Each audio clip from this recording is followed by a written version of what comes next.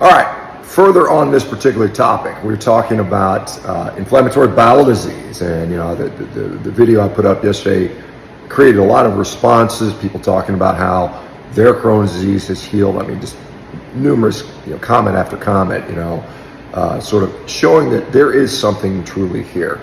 And one of the comments, interestingly, was from a concerned, I think, mom or a relative that said something like, my daughter has Crohn's disease, has developed strictures, and the doctor is telling her, do not eat red meat.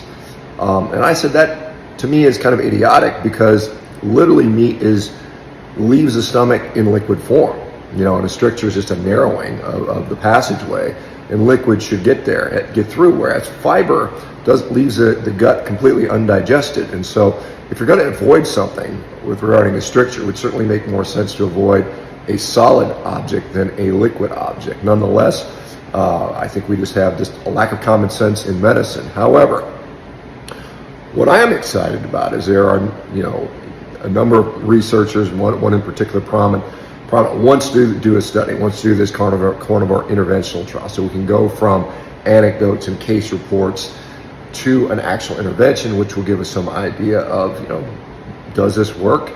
Or not does it work, but how many people would it work for? Would it work out of 100 people? Would one of them get better? Would 10 of them get better? Would 50 of them get better? Would 90 of them get better? We don't know, and that's something that we desperately, I think, should find that out. And so, this is, again, the issue always becomes to how you're going to fund the trial. These studies are going to cost, $1 million, $2 million, some ridiculously crazy amount in many cases.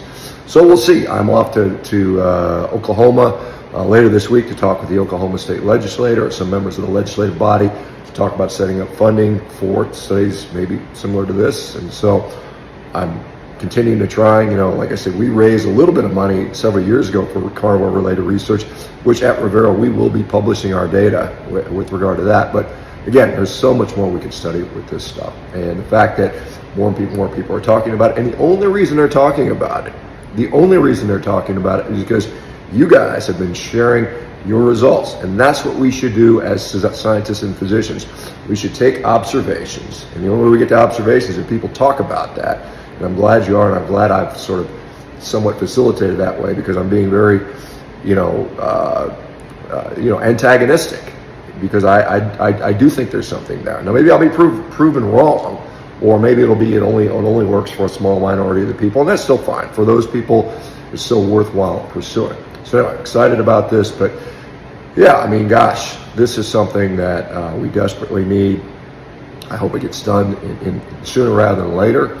And the other thing I should, we've got this whole Make America Healthy Again movement, which currently is being attached to sort of the right side of the political spectrum. Obviously, Bobby Kennedy, or RFK Jr. is the guy that's kind of, sort of been kind of talking about that. And there's, I'm sort of somewhat affiliated with that at this point. I probably will have some participating there, but I don't think it should be political. I think both sides of the political spectrum should agree that we need to do something about this chronic disease epidemic. We need to stop poisoning ourselves with a crappy food supply.